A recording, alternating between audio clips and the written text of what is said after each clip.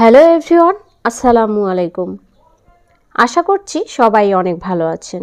আমিও ভালো আছি আলহামদুলিল্লাহ।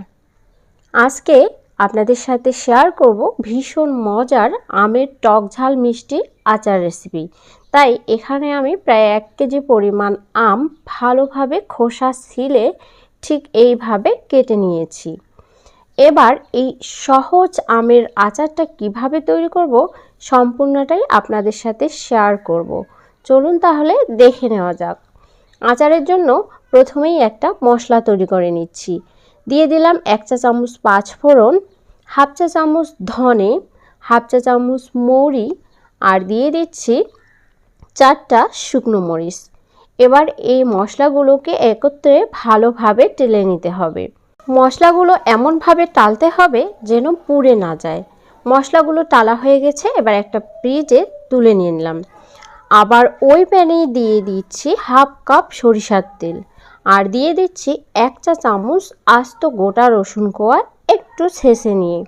এবার এই রসুনের কোয়াটা তেলের সাথে ভালোভাবে একটু ভেজে নিতে হবে, রসুনটা যেন কাঁচা না থাকে।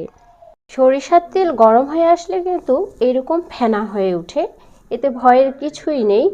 রসুনটা অলরেডি ভাজা হয়ে গেছে। এবার আগে থেকে কেটে ধুয়ে রাখা আমগুলো দিয়ে বেশ কয়েক সেকেন্ড একটু নেড়ে চেড়ে নিতে হবে। এখন কিন্তু আমের সিজন চলতেছে আর বাজারে প্রচুর পরিমাণে আম পাওয়া যাচ্ছে। এই সময়ে সুযোগ আমের বিভিন্ন ধরনের আচার দেওয়া, তাই আমি এই রেসিপিটা একেবারে সহজভাবে শেয়ার করলাম। ঠিক এই পর্যায়ে দিয়ে দিলাম 1/2 চা চামচ হলুদ গুঁড়ো এবং 1/2 চা চামচ শুকনো মরিচের গুঁড়ো। এতেই কিন্তু ঝাল হয়ে যাবে। আপনি চাইলে ঝালের পরিমাণটা বাড়িয়ে নিতে পারবেন, কিন্তু আমি 1/2 চা চামচ দিলাম। আর এই মরিচটা বাসার শুকনো মরিচ শুকিয়ে গুঁড়ো করা, এমনিতেই অনেক ঝাল হবে। এবার আবারও 2 মিনিটের মতো সব কিছু একটু ভালোভাবে মিশিয়ে নিলাম। মিশিয়ে নেওয়া হয়ে গেলে অলরেডি আমি এখানে চিনি দিয়েই ফেলছিলাম।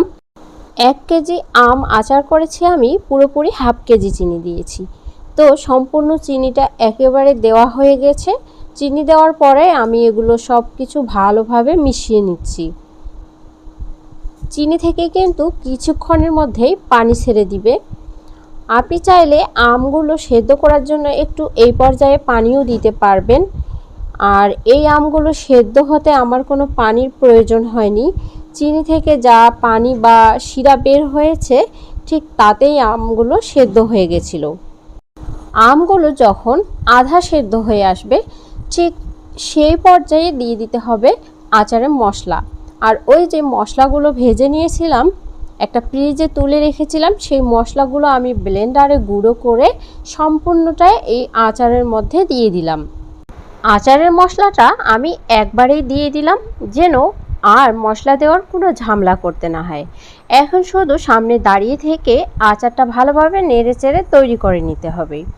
আচারটা নাড়তে নাড়তে ধাপে ধাপে কিন্তু আচারের কালারটা চেঞ্জ হয়ে আসবে।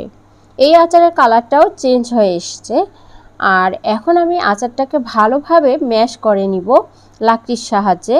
আপনি যদি চান তাহলে আস্ত গোটাও রাখতে পারবেন, সেক্ষেত্রে কিন্তু এইভাবে নাড়া যাবে না, আলতোভাবে নেড়ে দিতে হবে। আচারটা নাড়তে নাড়তে একটা পর্যায়ে একটু চেখে দেখেছি, টক ঝাল মিষ্টি সব কিছু পারফেক্ট আছে। এবার এই আচারটা থেকে তেল ছেড়ে দিয়েছে মানেই আচারটা কিন্তু তৈরি হয়ে গেছে। এবার চুলোটা অফ করে দিয়ে আচারগুলো ঠান্ডা হতে দিব। আর দেখলেন তো কত সহজেই ভীষণ মজার একটা আচার তৈরি করে নিয়ে নিলাম। আপনারা হয়তো লক্ষ্য করেছেন যে আচার তৈরি করতে আমি কোনো প্রকার ভিনেগার ইউজ করিনি। কোনো প্রকার ভিনেগার ছাড়াই এই আচারটা তৈরি করলাম এবং এই আচারটা প্রায় বছর খানেকের মতো সংরক্ষণ করতে পারবেন। ফ্রিজে রাখলে এর বেশি সংরক্ষণ করতে পারবেন এবং ফ্রিজের বাইরে প্রায় বছর খানেকের মতো সংরক্ষণ করতে পারবেন। আচারটা খেতেও কিন্তু দারুণ মজার হয়। আর আমার এই আচার রেসিপিটা আপনাদের কেমন লাগলো অবশ্যই কিন্তু জানাতে ভুলবেন না। আজকে বিদায় নিচ্ছি।